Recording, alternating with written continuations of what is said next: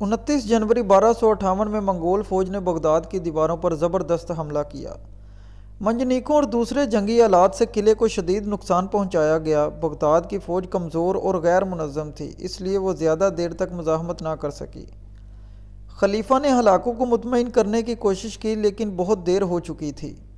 10 فروری 1258 کو منگول فوج شہر میں داخل ہوئی اور قتل عام کا آغاز کیا۔ اندازہ لگایا جاتا ہے کہ 2 لاکھ سے زائد افراد قتل کیے گئے۔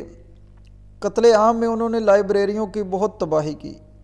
بغداد کی مشہور دارالحکومت ہاؤس آف وزڈم کو جلا دیا گیا اور ہزاروں نایاب کتابیں دریائے دجلہ میں پھینک دی گئیں، جس کی وجہ سے پانی کا رنگ سیاہ ہو گیا۔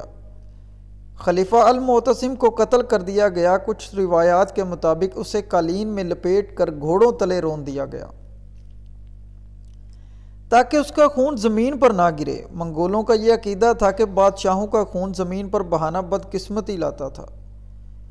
بغداد کی تباہی کے بعد ہلاکوں نے شام کی طرف پیش قدمی کی اور ایوبی سلطنت کے شہر دمشق پر قبضہ کر لیا۔ زیادہ تر شامی حکمرانوں نے بغیر لڑے ہی منگولوں کے سامنے ہتھیار ڈال دیے۔ منگول فوج کی اگلی منزل مصر تھی، جو اس وقت مملوک سلطنت کے تحت تھی، لیکن عین اسی وقت منگکے خان کی موت کی خبر آئی، جس کی وجہ سے ہلاکو اپنی فوج کا ایک بڑا حصہ لے کر واپس چلا گیا۔ 1260 میں اس کے نائب کاتبگاہ نے مملوک فوج کے ساتھ عین جالوت کے مقام پر جنگ لڑی، جہاں سلطان سیف الدین قدس اور بیبرس کی قیادت میں مملوکوں نے منگول فوج کو تاریخ کی پہلی بڑی شکست دی۔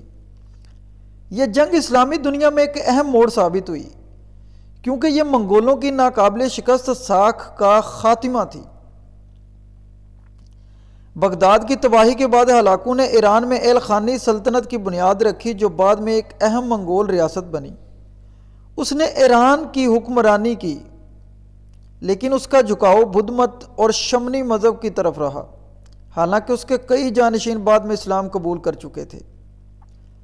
1265 میں ہلاکو خان کا انتقال ہو گیا۔ کچھ روایات کے مطابق وہ بیماری کا شکار ہو گئے، جبکہ کچھ کے مطابق مملوک اور دیگر دشمنوں کے ساتھ جنگی دباؤ نے اسے کمزور کر دیا تھا۔ اسے ایران میں دفن کیا گیا۔ عباسی خلافت کا زوال بغداد کی تباہی نے اسلامی دنیا میں ایک بڑا خلا پیدا کر دیا، جسے بعد میں عثمانیوں نے بھرا۔ ایلخانی سلطنت اور اس کے خاندان نے ایران میں کئی دہائیوں تک حکومت کی اور بعد میں اسلام اپنا لیا۔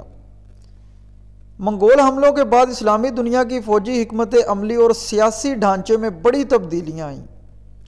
مملوکوں کی طاقت کا عروج عین جالوت کی جنگ کے بعد مصر کے مملوک حکمران اسلامی دنیا کے محافظ بن گئے۔